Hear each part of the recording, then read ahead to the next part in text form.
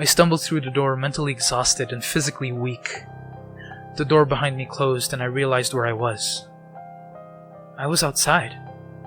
Not outside like room 5, but actually outside. My eyes stung. I wanted to cry. I fell to my knees and I tried, but I couldn't. I was finally out of that hell. I didn't even care about the prize that was promised. I turned and saw that the door I just went through was the entrance. I walked to my car and drove home, thinking of how nice a shower sounded. As I pulled up to my house, I felt uneasy.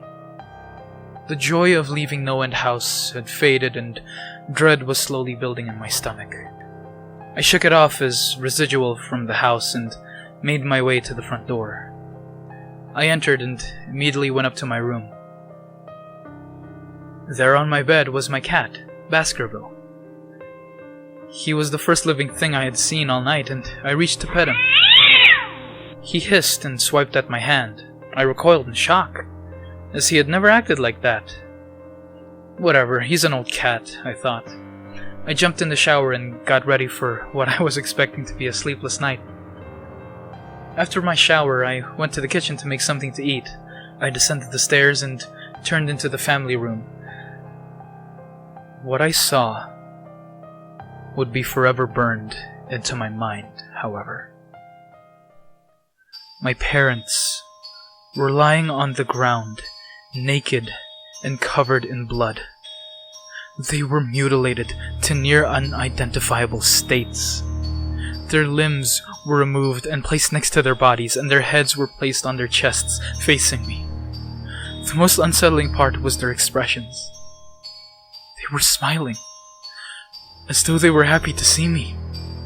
I vomited and sobbed there in the family room. I didn't know what had happened. They didn't even live with me at that time. I was a mess. Then I saw it. A door. A door that was never there before.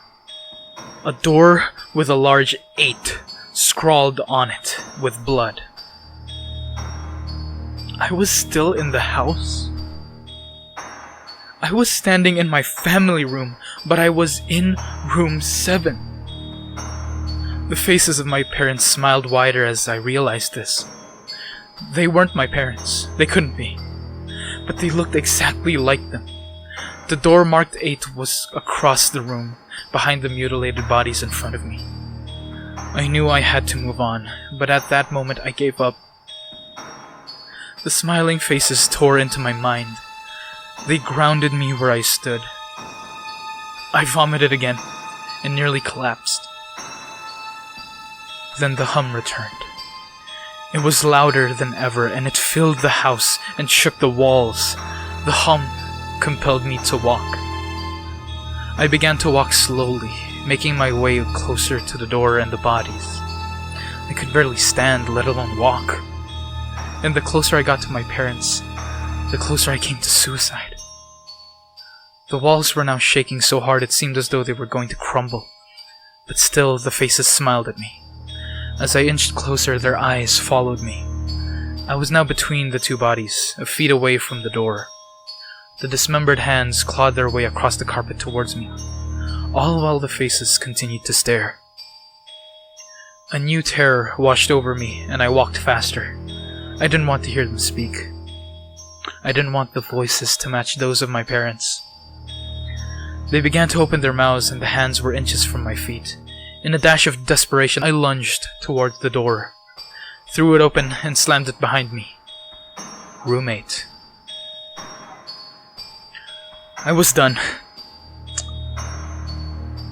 After what I had just experienced, I knew there wasn't anything else this fucking house could throw at me that I couldn't live through.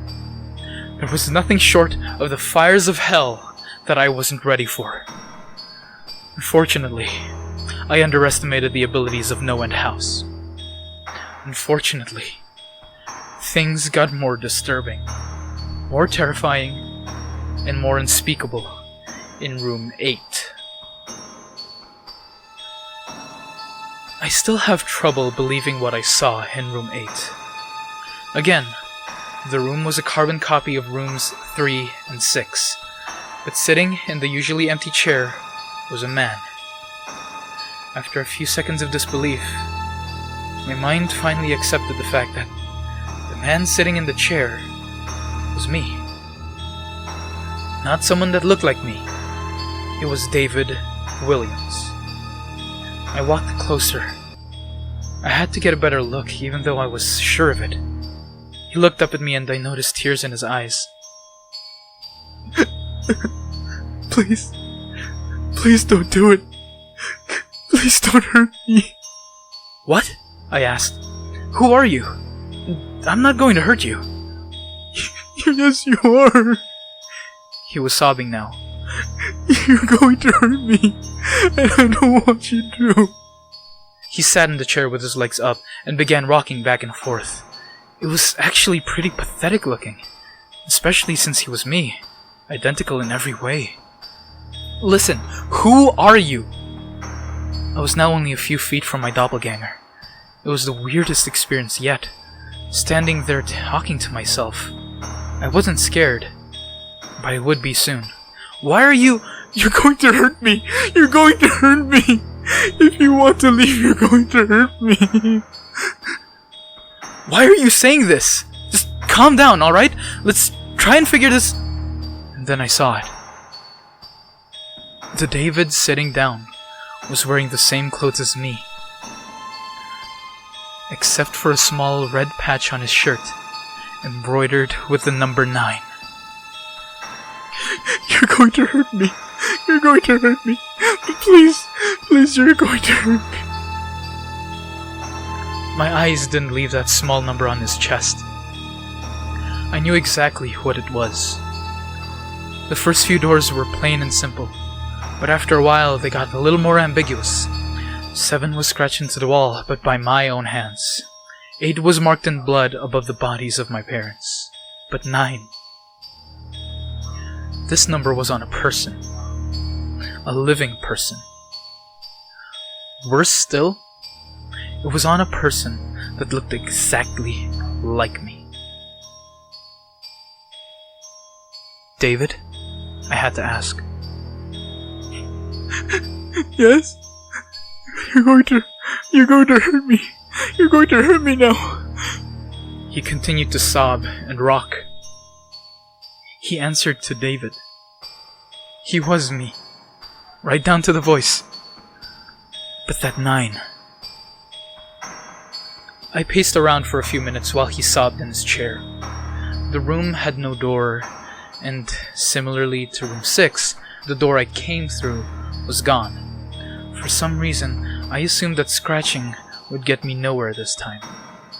I studied the walls and the floor around the chair, sticking my head underneath and seeing if anything was below. Unfortunately, there was. Below the chair was a knife. Attached was a tag that read, "To David, from management." The feeling in my stomach as I read that tag was something sinister. I wanted to throw up, and the last thing I wanted to do was remove that knife from under that chair. The other David was still sobbing uncontrollably. My mind was spinning into an attic of unanswerable questions. Who put this here, and how did they get my name? Not to mention the fact that, as I knelt on the cold wood floor, I also sat in that chair, sobbing in protest of being hurt by myself. It was all too much to process. The house and the management had been playing with me this whole time. My thoughts for some reason turned to Peter and whether or not he got this far. If he did, if he met a Peter Terry sobbing in this very chair, rocking back and forth. I shook those thoughts out of my head. They didn't matter. I took the knife from under the chair, and immediately the other David went quiet. David, he said in my voice. What do you think you're going to do? I lifted myself from the ground and clenched the knife in my hand. I'm going to get out of here. David was still sitting in the chair, though he was very calm now. He looked up at me with a slight grin. I couldn't tell if he was going to laugh or strangle me. Slowly, he got up from the chair and stood, facing me. It was uncanny. His height and even the way he stood matched mine. I felt the rubber hilt of the knife in my hand and gripped it tighter. I don't know what I was planning on doing with it, but I had a feeling I was going to need it. Now, His voice was slightly deeper than my own. I'm going to hurt you.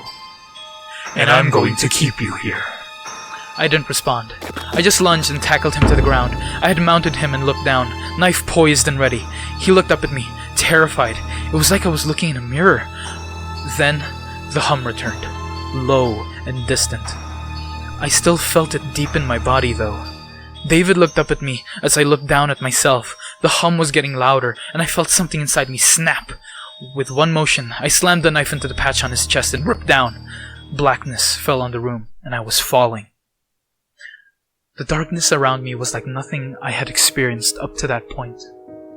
Room 4 was dark, but it didn't come close to what was completely engulfing me.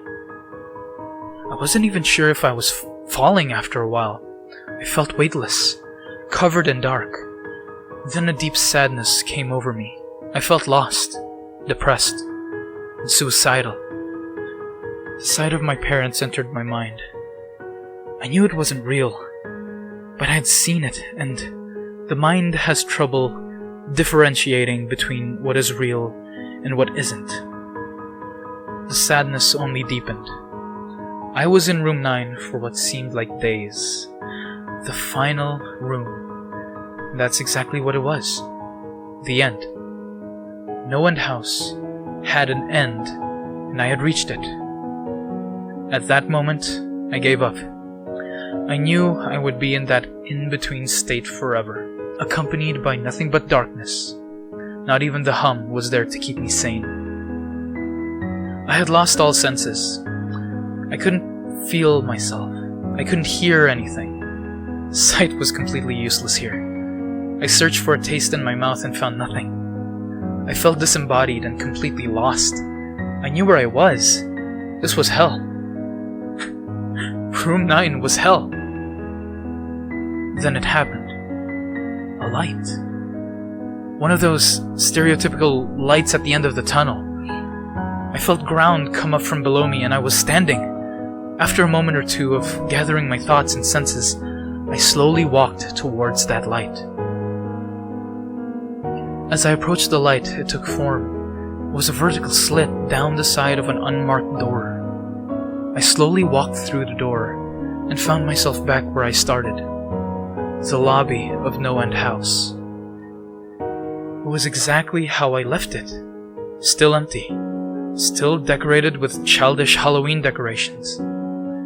After everything that happened that night, I was still wary of where I was. After a few moments of normalcy, I looked around the place trying to find anything different. On the desk was a plain white envelope with my name handwritten on it. Immensely curious, yet still cautious, I mustered up the courage to open the envelope. Inside was a letter, again, handwritten. David Williams, congratulations. You made it to the end of NoEnd House. Please accept this prize as a token of great achievement. Yours forever, Management. With the letter were 5 $100 bills. God. I couldn't stop laughing. I laughed for what seemed like hours. I laughed as I walked out to my car, and I laughed as I drove home. I laughed as I pulled into my driveway, and I laughed as I opened my front door to my house. And I laughed as I saw the small 10 etched into the wood.